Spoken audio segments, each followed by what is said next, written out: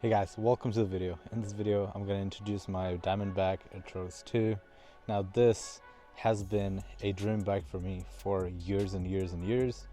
Unfortunately, I didn't have this kind of money to buy a bike, so I never got to buy any of this. Funny thing is, I still don't, but thanks to credit card, we actually got it. Now this is what the bike looks like, and if you're here to see the unboxing, I think you guys probably even know what this bike is for. This is an MTB full suspension bike. This is great for pretty much any trail use, and this is from Diamondback, so they have really good reputation in making these bikes. Now it's kind of hard to find a mountain bike that's in a good budget and it's gonna perform well, and since I'm a beginner, I ended up going with a Walmart bike which was broken and I had to return it. You guys can check that video out if you want to, but I returned it. I was pretty frustrated and I went and bought this thing. Now this and the helmet here, this is a full face helmet. They all, both of these kind of cost me around $1,300 something. The bike was $1,100. I think it's $1,200 originally, but this was on sale. I believe this is 2022 model. I think the 2023 is coming out or already came out, I'm not sure, but because of that, I guess this was on sale.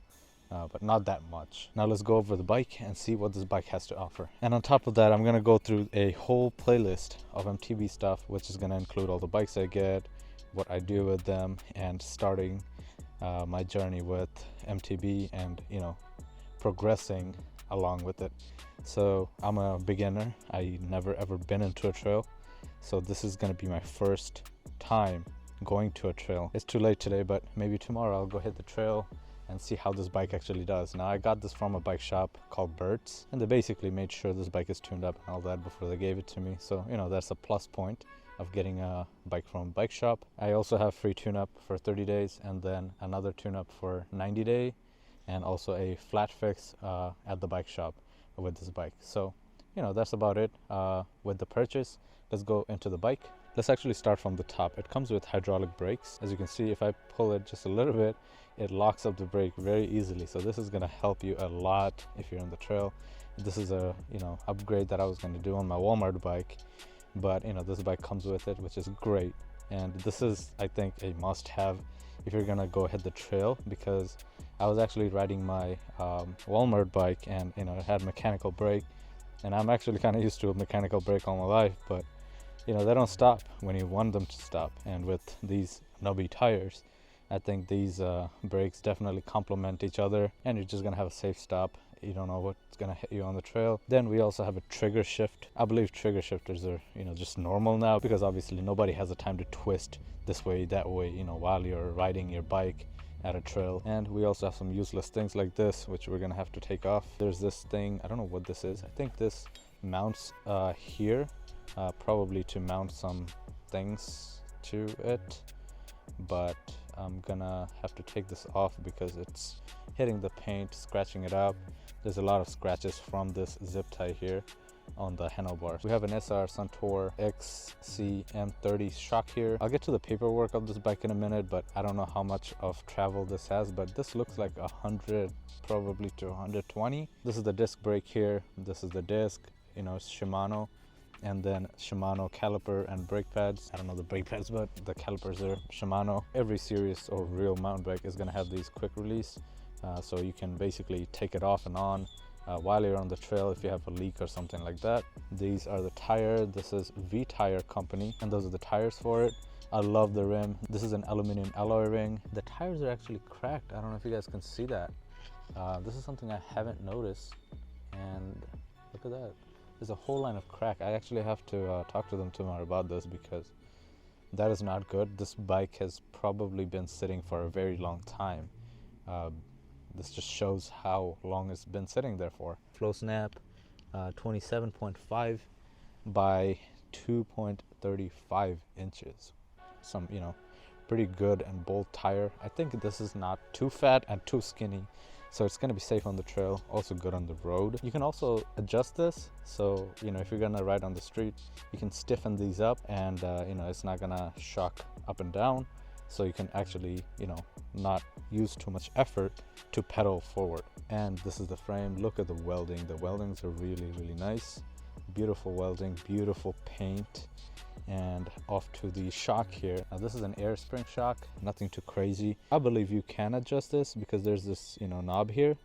But there's another bike that I saw which was like $2,000 more than this. That thing had a switch. You can flick the switch and this would just stiffen up and this wouldn't move at all. So the plus point of that is it basically becomes a hardtail, and then you basically have this locked up, and so it's not going to bounce up and down and absorb all your energy while you try to pedal on a flat surface. Other than that, this is the frame. They're in good parts here, a lot of space for play and everything. The frame is small. This is a small to medium size, so there's not a lot of mounting points.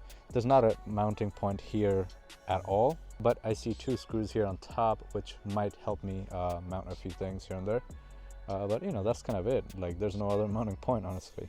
This is the pedal. It's aluminum, I believe, Diamondback branded, and then everything here is modular, part by part. So every single thing here can be replaced or serviced occasionally, which is a really nice thing to have.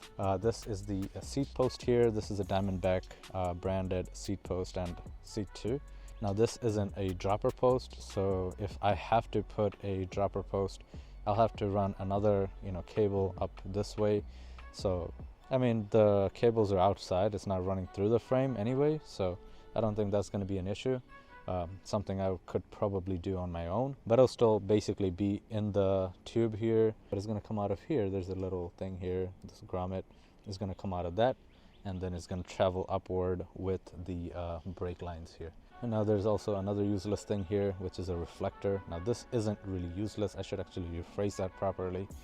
This is going to be a reflector if you're riding on the street or something and somebody's coming up to you.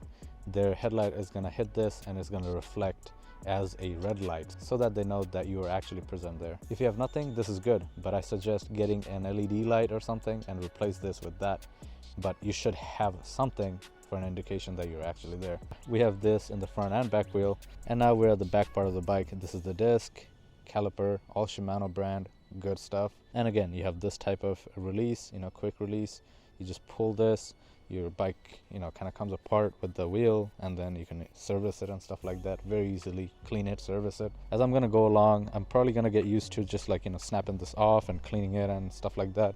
Now the front brake pads are good, but this one is this side is touching the brake rotor here. We have 9 gears on this side, which is really nice, and then we have a derailleur, Shimano brand. We also have a chain guide on the bottom here, and then a chain guide here on top, and then there's only 1 gear here, so there's no confusion with shifting at all. And now let's inspect the tire. This one is also pretty cracked up and stuff. This is the seat here. It's pretty rugged, but a little bit soft. This is fabric material here in case you lean the bike or drop the bike. You're not gonna tear the leather. And then we got some stickers here and there, and right here on top we have Atroz 2. Now let's go through the paperwork I got. I still don't know what year this bike is or anything like that, but this is the user manual for any Diamond bike. It's like a generic user manual. It's not really specific for this bike. Now I'm gonna cover my personal information on the top side, and this is the bottom side here. Now I paid $1,099.99, $1,100 pretty much for the bike. So I guess I got a minor adjustment for lifetime for $0. And then I got this Bell helmet that was under the bike for $110. And then I got Bert's rewards program, so I'm gonna get $15 in 15 days or something like that. I don't know. They also gave me this preventative maintenance. This is basically what I was explaining when I got the bike. I get a flat repair, and then I get 1 accessory installation free, and then I also get a 90-day checkover, and she told me that I also have a 30-day checkover. They have a folder of coupons that they give, but they ran out, so I don't have that.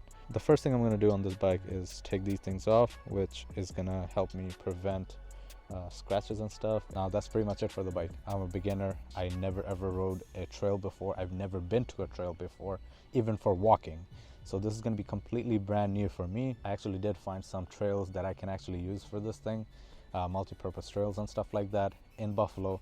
So I'm actually going to go hit those and show you guys how that works. If you guys are experienced and have any suggestions or anything for me, please leave it in the comments so I can learn from you guys. And if you guys are new to this or starting off just like me, we can definitely learn together. So thanks for watching this video. Stay up with the whole playlist. I'll see you guys next time.